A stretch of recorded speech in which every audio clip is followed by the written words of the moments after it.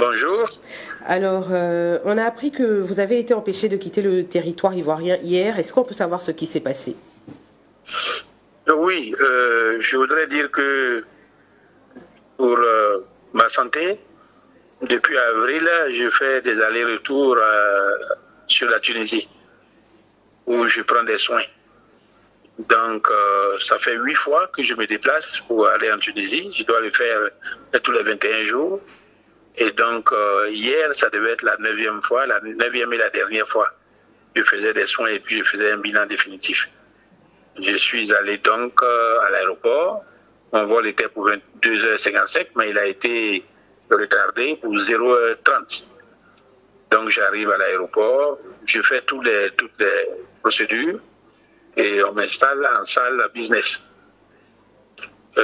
Quelques 15 minutes plus tard, l'agent qui avait pris mes empreintes et fait les photos, l'agent de sécurité, me rejoint en salle business pour me demander d'avoir photographié mon passeport. J'ai, comme tous les députés, un passeport diplomatique. Et donc, je lui demande, mais pourquoi?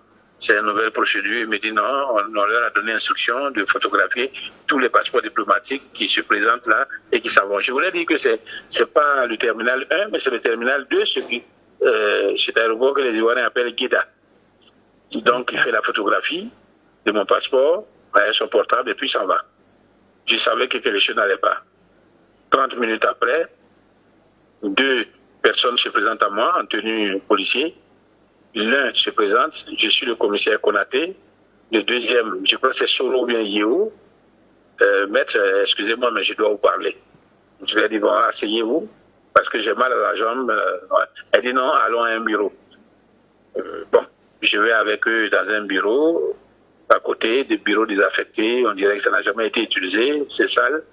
Mais il faut dire que les agents qui m'ont appelé étaient des agents très courtois. Ils ont été courtois et très polis jusqu'à la fin. Donc il me dit, maître, vous ne pouvez pas voyager. Si vous devez sortir du pays, il faut l'autorisation du procureur. Je m'étonne, je dis, mais c'est une mesure individuelle ou bien collective? Je suis dans un truc que je ne comprends pas. Il dit, ah, nous, on a reçu les instructions de cette façon. Bon, j'ai dit, mais moi, je vais me soigner. Et donc, il ne faut pas que les gens s'inquiètent. Je reviens lundi et je ne peux pas fuir mon pays. Il dit, non, c'est les instructions qu'on a reçues. Donc, lui-même qui voit mon état, je traîne la jambe depuis 3 ou 4 jours. Il va envoyer un message à son chef, à son supérieur, comme il m'a dit. Et puis, son supérieur lui aurait répondu qu'il ne peut pas changer les instructions du procureur. Et eux, ils ne sont que des exécutants. Sur ce, moi-même, j'entreprends d'appeler le procureur. Je l'appelle, ça sonne, il ne décroche pas. Je joins des confrères avocats, qui doivent avoir son numéro. Et puis finalement, je joins ma jeune sœur, qui est avocate aussi. Elle essaie de joindre le procureur, il ne décroche pas.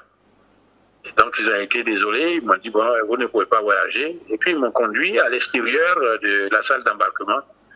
Ce qui était choquant, c'est de sortir là, que tous les autres voyageurs te regardent, un policier flanqué devant, un policier derrière, en train de partir comme un malfrat qu'on venait de prendre et qui sortait des trucs.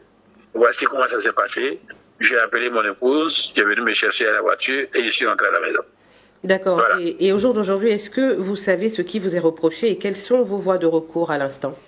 Je cherche à savoir ce qui s'est passé, ce qui se passe, parce que je ne fais l'objet d'aucune procédure judiciaire. On ne m'a jamais convoqué ni à la police économique, ni à la police, au pôle pénal économique, on ne m'a jamais convoqué à la préfecture de police, ni même à une gendarmerie ou bien le procureur ne m'a jamais convoqué. Donc il n'y a aucune procédure judiciaire à mon encontre. Bien. Donc je ne comprends pas cette procédure de police d'observation sur ma personne. Pas du tout. Depuis ce matin, je suis avec des avocats et on cherche à rencontrer le procureur pour savoir ce qui se passe. Mais le procureur est aux abonnés absents. Donc je n'arrive pas.